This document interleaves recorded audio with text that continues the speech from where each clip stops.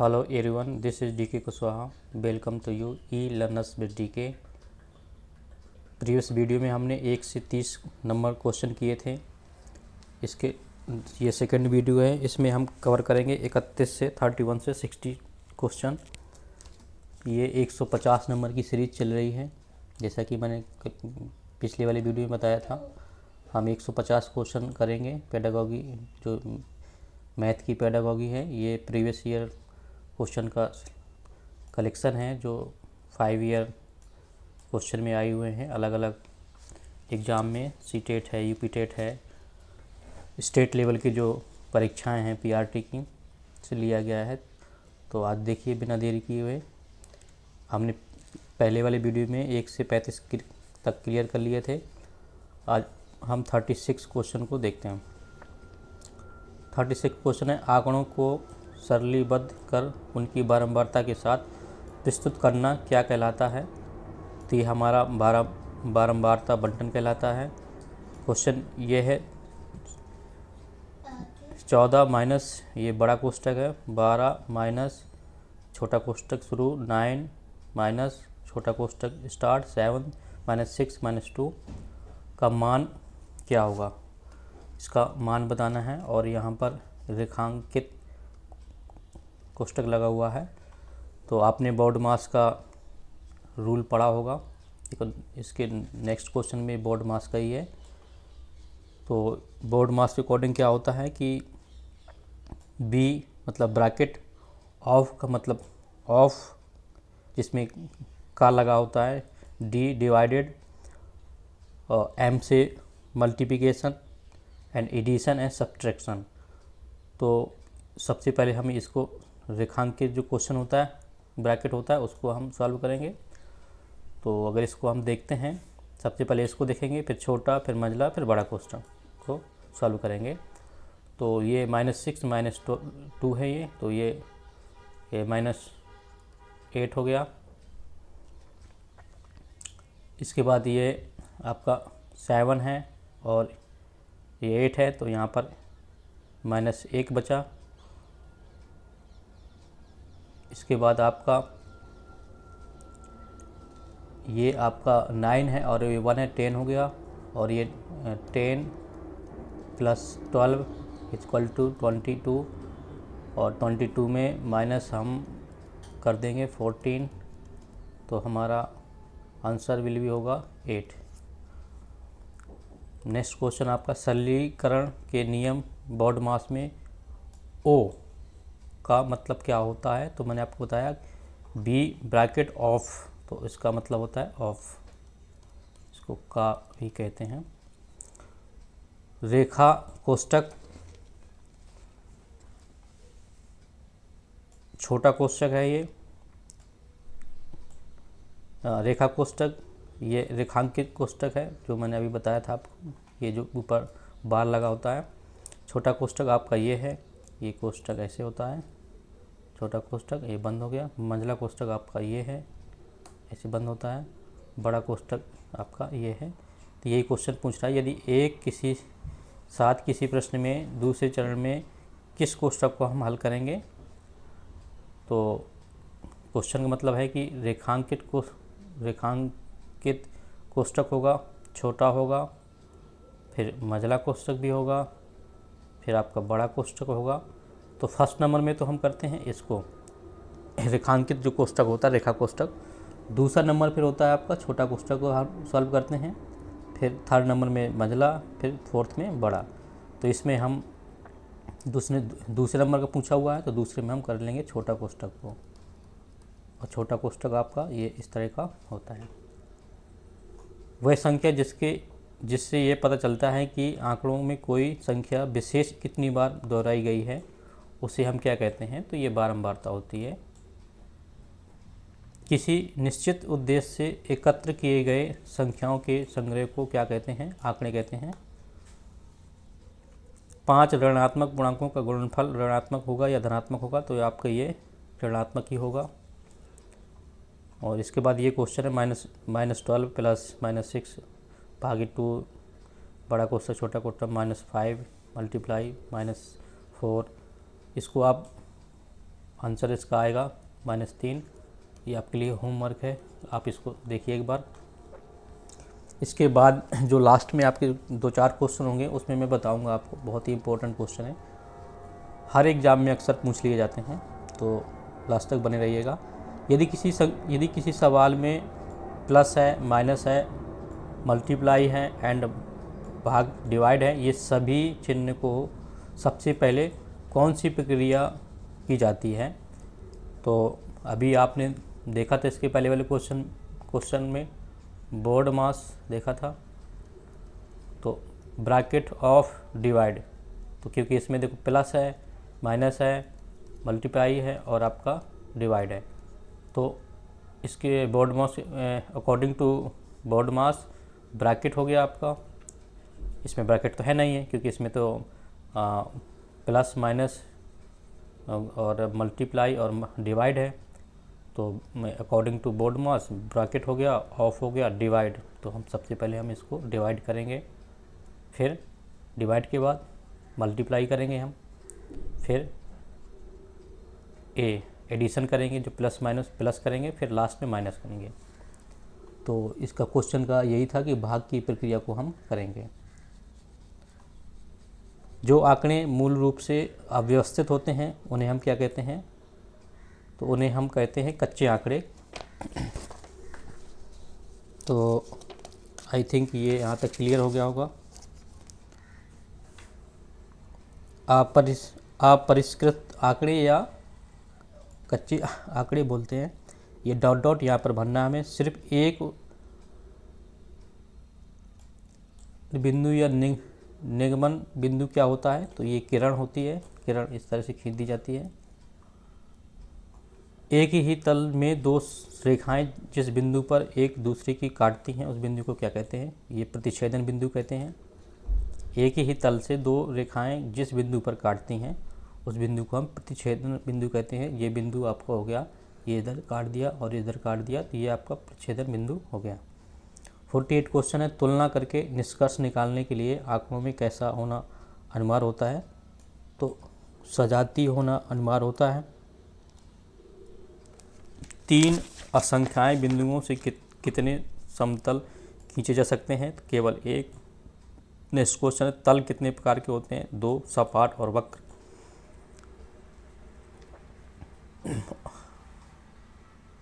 इसमें रेखा, यहाँ पर हम डॉट डॉट में अन्य बिंदु नहीं हो सकते हैं, तो ये है आपका रेखा में आपके अनंत बिंदु नहीं हो सकते। तो हमारा क्वेश्चन ये था। डॉट डॉट में सिर्फ एक अन्य बिंदु या निगमन बिंदु होता है, ये किरण होता है आपका। और डॉट डॉट में अनंत बिंदु नहीं हो सकते, तो रेखा में आपके अन्य बिंदु नहीं हो सकते। एक ही तल से यदि 3 या अधिक रेखाएं एक बिंदु से होकर जाए तो वह उस बिंदु को क्या कहते हैं, तो ये आपका संगमन बिंदु कहते हैं। रेखाखंड में डॉट डॉट अन्य बिंदु होते हैं, तो इसमें 2 बिंदु होते हैं। जो आपका रेखाखंड है उसमें बिंदु होते हैं, तो आप में इसमें 2 बिंदु होते हैं। जो आंकड़े मूल रूप से अव्यवस्थित होते हैं उन्हें हम कच्चे आंकड़े कहते हैं। कोई संख्या जिन जिन संख्याओं से पूरी पूरी विभाजित हो जाती है वे संख्या क्या कहलाती हैं, तो उनको हम अपवर्तक कहते हैं या गुणनखंड कहते हैं। कोई संख्या जिन जिन संख्याओं से पूरी पूरी विभाजित हो जाती है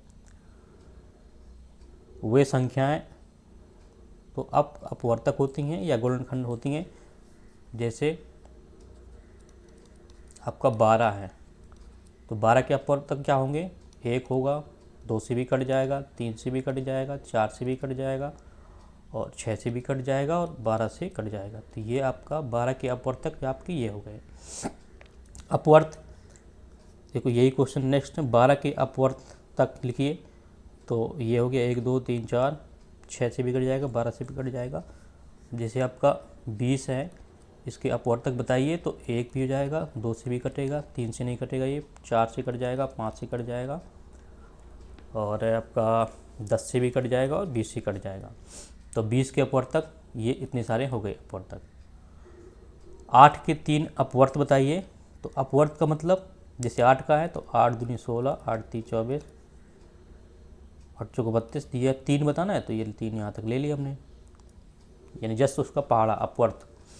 जैसे 6 का अपवर्त बताना है, 4 बताओ 6 के, तो 6 6 दूनी 12, 17 18 और 6 चौको 24, तो ये चौथा 24 हो गया। तो आई थिंक आपको अपवर्तक और अपवर्त में अंतर समझ में आ गया होगा। अपवर्तक जिन जिन जिन जिन संख्याओं से वो कट जाता हो, जैसे 12 है 1 से कटेगा, 2 से कटेगा, 3 से, 4 से, 6 से, 12 से, और यही 12 का अगर हम अपवर्त पूछ लेंगे तो 6 12 का हम पहाड़ा को ऐड कर देंगे। 6 6 12 दूनी 24, 36 48, इस तरह से। ये 7326 ब्रैकेट बंद है, 125 में इकाई अंक कितना होगा। तो इस क्वेश्चन को अगर हम हल करते हैं, इकाई अंक, ये बहुत इम्पोर्टेंट क्वेश्चन है, वेरी वेरी इम्पोर्टेंट क्वेश्चन है, ये हर एग्ज़ाम में अक्सर पूछ लिया जाता है। तो इसको हम एक तो यूनिट जो आपका डिजिट है, इकाई अंक, एक तो आपका नोट में आप लिख सकते हो उसको 0 1 5 6, नो चेंज। अगर यूनिट डिजिट में इकाई अंक आपका 0 1 5 6 है तो ये चेंज नहीं होगा, हमेशा इकाई अंक वही रहेगा। इसमें देखो 6 है तो इसको हम निकालेंगे। तो इसको निकालने का तरीका, क्योंकि ये 7326 को 125 बार हम मल्टीप्लाई करेंगे तो बहुत टाइम लग जाएगा, तो शॉर्ट ट्रिक से आप निकाल लेते हैं। अगर ये 0 1 5 6 है तो चेंज नहीं होता, वही होगा जो आपका यूनिट डिजिट है। बट इसमें तो 6 है तो हम इसको निकाल लेंगे। तो 125 को हम करना है, तो 125 में क्या, हम जो संख्या जो लास्ट के 2 डिजिट हैं उसको ले लेते हैं हम।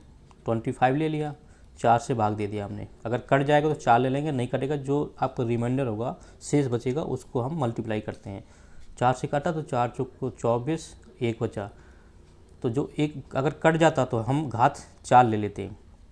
ये 7 3 2 6 है, और हमने जब 4 से भाग दिया, ये 3 अंक है तो हम लास्ट के 2 अंक लेते हैं।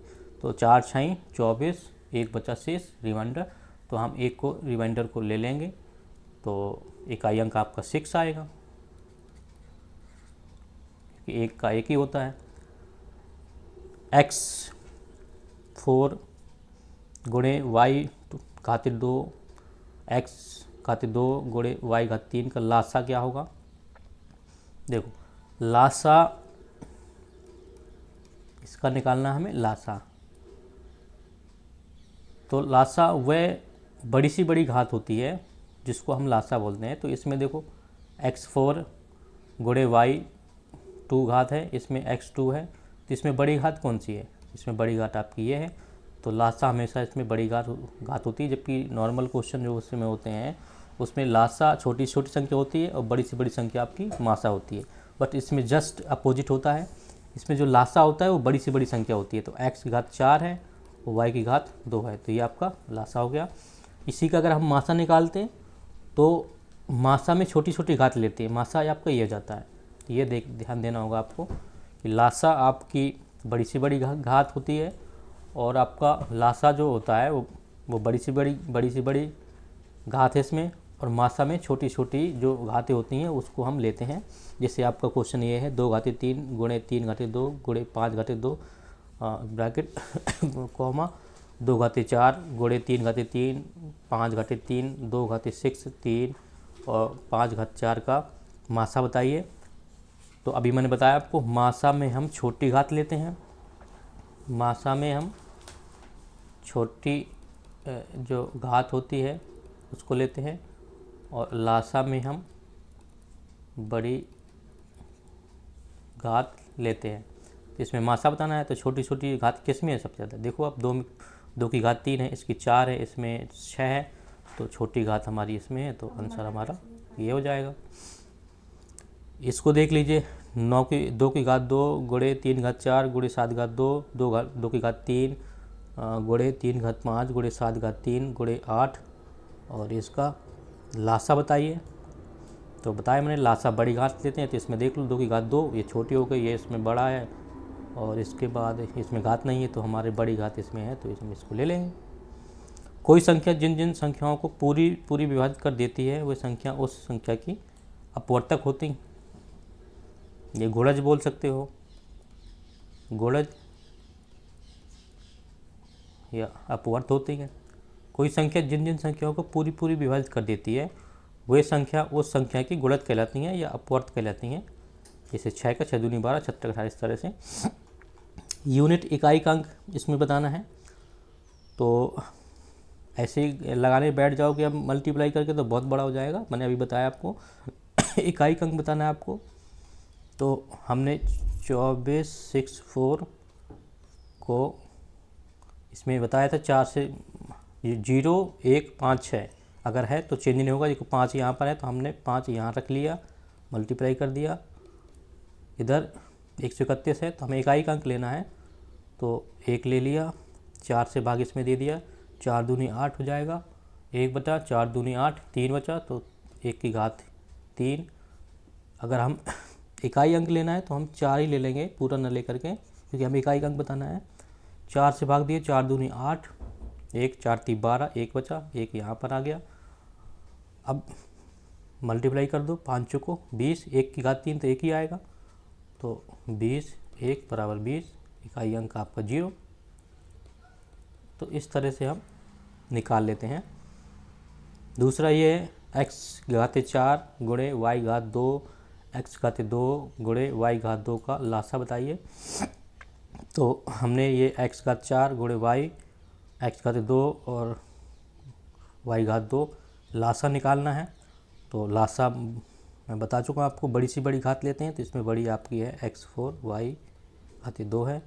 तो इसी का अगर हम मासा निकाल लेंगे तो मासा में हम छोटी छोटी घात लेंगे, तो मासा इसका हो जाएगा x² मल्टीप्लाई y²।